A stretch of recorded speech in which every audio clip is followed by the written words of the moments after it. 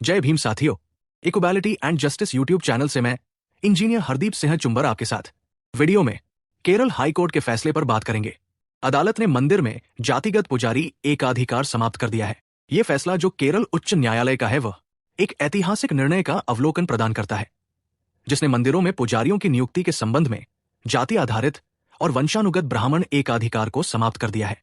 जय भीम साथियों, equality and justice YouTube channel से इंजीनियर हरदीप सिंह चुंबर ने आज की वीडियो की जानकारी आपके सामने रख दी है।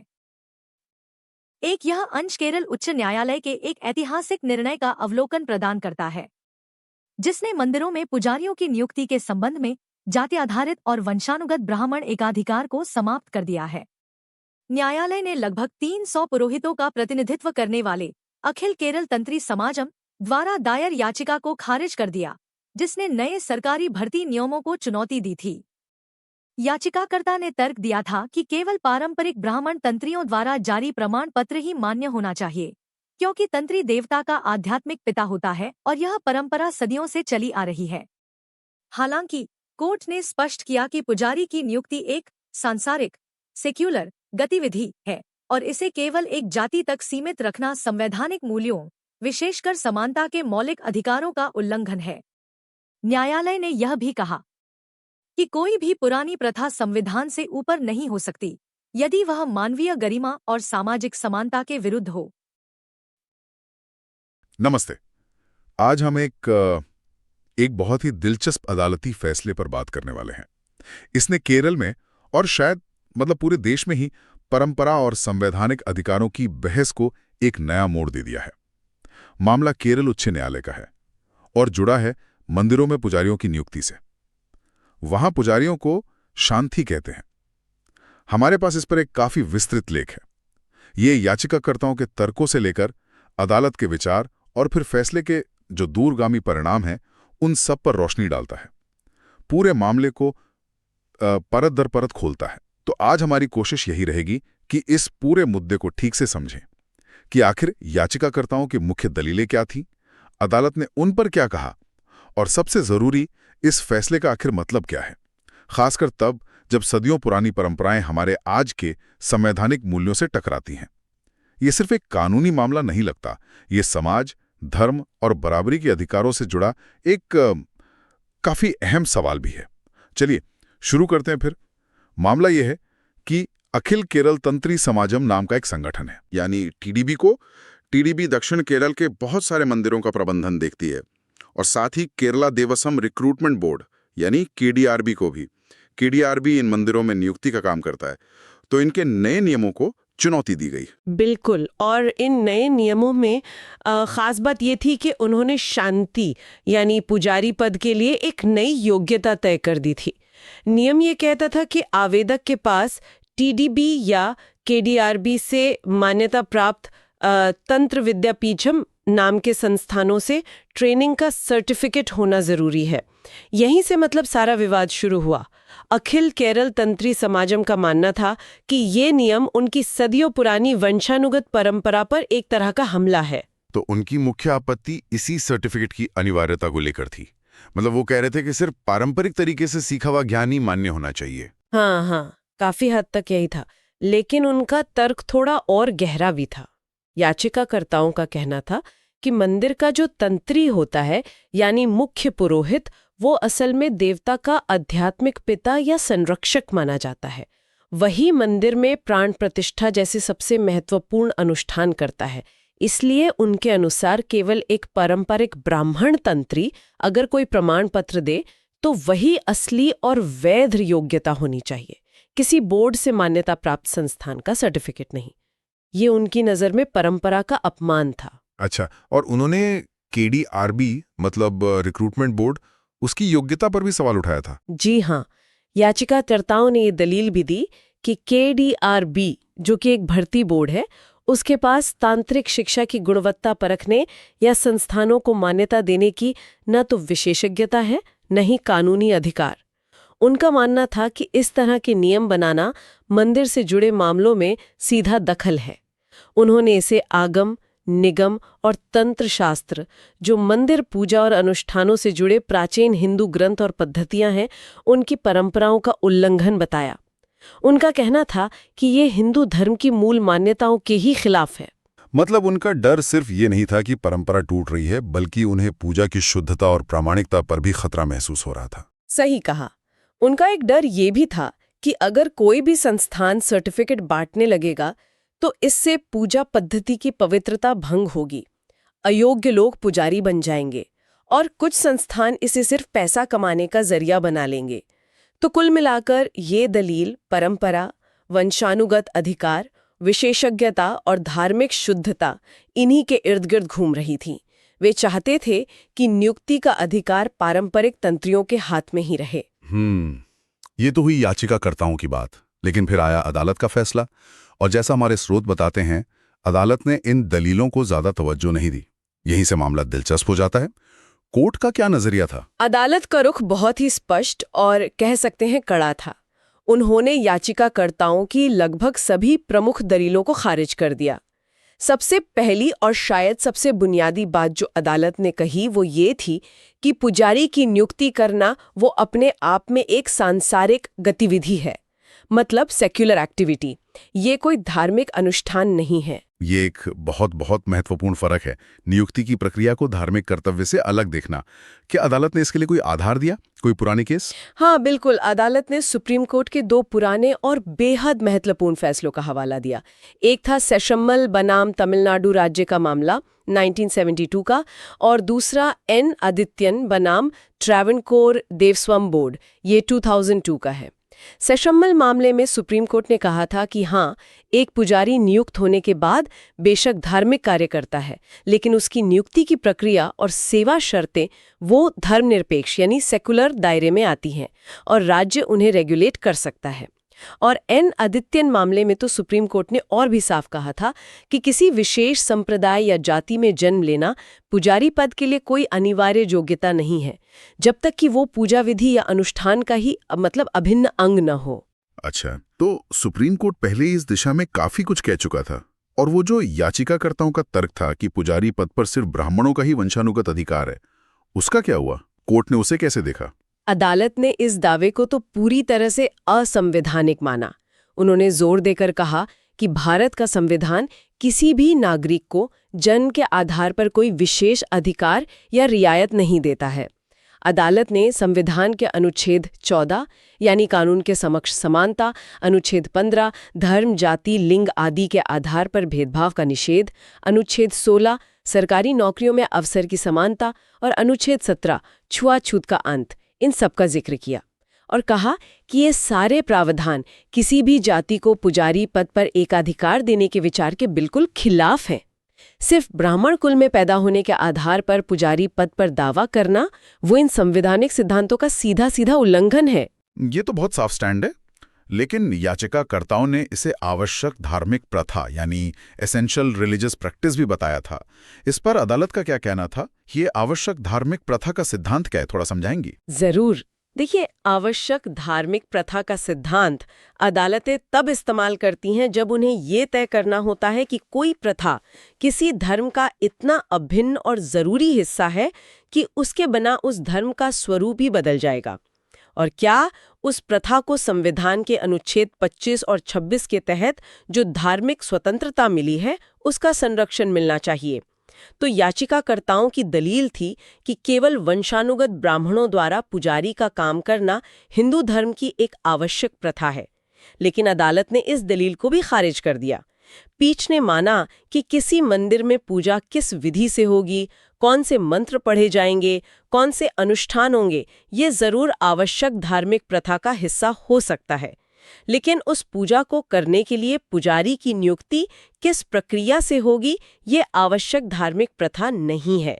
अदालत ने साफ कहा कि याचिकाकर्ता ऐसा कोई ठोस सबूत पेश नहीं कर पाए जिससे ये साबित हो कि पुजारी पद पर केवल ब्राह्मणों की नियुक्ति ही हिंदू धर्म का एक अनिवार्य और अटूट हिस्सा है, जिसके बिना हिंदू धर्म चल ही नहीं सकता। अच्छा, यानी अदालत ने पूजा की विधि और पुजारी की नियुक्ति की प्रक्रिया, इन दोनों में एक साफ लकीर खींच दी। बिल्कुल, और ये बहुत महत्वपूर्ण अंतर है। उन्होंने कहा कि नियुक्ति का तरीका धर्म का अभिन्न अंग नहीं है, बल्कि ये एक प्रशासनिक व्यवस्था है। और केडीआरबी यानी वो जो रिक्रूटमेंट बोर्ड है, उसके अधिकारों के बारे में अदालत ने क्या पाया? याचिकाकर्ताओं का तो कहना था कि बोर्ड के पास योग्यता तय करने का अधिकार ही नहीं है। अदालत ने इस दलील को भी नहीं माना। कोर्ट ने पाया कि Kerala Devaswom recruitment board act के तहत केडीआरबी को ये पूरा अधिकार है कि वो मंदिरों में नियुक्ति के लिए योग्यता के मानक तय करे और प्रशिक्षण देने वाले संस्थानों को मान्यता भी दे। अदालत ने ये भी नोट किया कि ये प्रक्रिया मनमानी नहीं थी, बल्कि इसके लिए विशेषज्ञों की एक समिति बनाई गई थी जिसने पाठ्यक्रम और मान्यता के नियम तय किए थे। अच्छा, तो एक विशेषज्ञ समिति भी थी इसमें शामिल? हाँ, और यहीं पर एक और दिलचस्प बात सामने आई जिसका जिक्र अदालत के फैसले में भी है। याचिकाकर्ता संगठन यानी अखिल केरल तंत्री समाजम के तत्कालीन अध्यक्ष खुद उस विशेषज्ञ समिति के सदस्य थे जिसने इन तंत्र विद्यापीठ संस्थानों के पाठ्यक्रम और मानकों को तय करने में मदद की थी। अरे, तो मतलब जिस संगठन ने नियमों को चुनौती दी, उसी के अध्यक्ष उन नियमों को बनाने वाली समिति का हिस्सा थे। ये तो वाकई मामले को एक अलग ही रोशनी में डालता है। निश्चित रूप से ये बात याचिकाकर्ताओं के इस दावे को काफी कमजोर करती है कि केडीआरबी के पास विशेषज्ञता नहीं थी या प्रक्रिया पारदर्शी नहीं थी। अदालत ने इस तथ्य को भी अपने फैसले में काफी महत्व दिया। और इन सब तर्कों के बाद अदालत ने परंपरा और संविधान के टकराव पर आखिर क्या कहा? यह हमेशा एक बड़ा सवाल रहता है ऐसे मामलों में। और ये इस फैसले का शायद सबसे महत्वपूर्ण पहलू है। अदालत ने बहुत ही स्पष्ट शब्दों में कहा कि कोई भी परंपरा या रीति रिवाज, चाहे वो कितना भी पुराना क्यों ना हो, अगर वो संविधान द्वारा दिए गए मौलिक अधिकारों, मानवीय गरिमा और सामाजिक समानता के सिद्धांतों के खिलाफ जाता है तो उसे कानूनी मान्यता नहीं दी जा सकती। अदालतें ऐसी भेदभावपूर्ण प्रथाओं को संरक्षण नहीं दे सकती, भले ही वो सदियों से चली आ रही हों। संविधान ही सर्वोपरि है। तो इसका मतलब तो ये हुआ कि अखिल केरल तंत्री समाजम को अदालत ने कोई विशेष धार्मिक संस्था का दर्जा नहीं दिया? नहीं, अदालत ने साफ किया कि अखिल केरल तंत्री समाजम एक सोसाइटी रजिस्ट्रेशन एक्ट के तहत पंजीकृत संस्था है। ये कोई अलग धार्मिक संप्रदाय यानी रिलीजियस डिनोमिनेशन नहीं है जिसे संविधान के अनुच्छेद 26 के तहत अपने धार्मिक मामलों का प्रबंधन करने का कोई विशेष अधिकार मिला हो। वे हिंदू धर्म के ही अनुयायी हैं और उन्हें अनुच्छेद 25 के तहत धार्मिक स्वतंत्रता का अधिकार तो है, लेकिन अनुच्छेद 26 वाले विशेष अधिकार जो एक संप्रदाय को मिलते हैं वो उन्हें प्राप्त नहीं है। इसलिए वे नियुक्ति प्रक्रिया पर अपना एकाधिकार होने का दावा नहीं कर सकते। तो अगर हम इस पूरे मामले को समेटें, मतलब इसका सार निकालें, तो केरल उच्च न्यायालय का ये फैसला क्या स्थापित करता है? इसके मुख्य बिंदु क्या हैं? जी, संक्षेप में कहें तो अदालत ने कुछ बेहद अहम बातें स्थापित की हैं। पहली, मंदिरों में पुजारियों की नियुक्ति की जो प्रक्रिया है वो एक धर्मनिरपेक्ष यानी सेक्युलर गतिविधि है, न कि कोई धार्मिक अनुष्ठान। दूसरी, इस नियुक्ति का आधार योग्यता होनी चाहिए, न कि जन्म या जाति। वंशानुगत अधिकार का दावा असंवैधानिक है। तीसरी, केवल ब्राह्मण जाति में जन्म लेना पुजारी पद के लिए कोई अनिवार्य शर्त नहीं है और न ही ये हिंदू धर्म की कोई आवश्यक धार्मिक प्रथा है। चौथी, राज्य या उसकी संस्था जैसे यहाँ केडीआरबी वो मंदिरों में नियुक्ति के लिए योग्यता के मानक तय कर सकती है और ट्रेनिंग संस्थानों को मान्यता भी दे सकती है। और पांचवी और सबसे महत्वपूर्ण कि जब परंपरा और संवैधानिक मूल्यों जैसे समानता, गैर भेदभाव इनमें टकराव होगा तो संविधान ही मान्य होगा। परंपरा संविधान से ऊपर नहीं हो सकती। ये तो काफी क्रांतिकारी फैसला लगता है, खासकर उस सामाजिक संदर्भ में जहां जाति और परंपरा की जड़ें काफी गहरी हैं। इसका व्यावहारिक असर क्या होगा? क्या बदलाव आएगा? इसका सीधा असर तो ये है कि अब त्रावणकोर देवस्थवम बोर्ड के तहत आने वाले मंदिरों में पुजारी बनने के लिए किसी विशेष जाति में जन्म लेना जरूरी नहीं रह गया है। सैद्धांतिक रूप से कोई भी व्यक्ति, चाहे वो किसी भी जाति का हो, अगर उसके पास केडीआरबी द्वारा मान्यता प्राप्त संस्थान से निर्धारित प्रशिक्षण और योग्यता है, तो वो पुजारी पद के लिए आवेदन कर सकता है और चुना जा सकता है।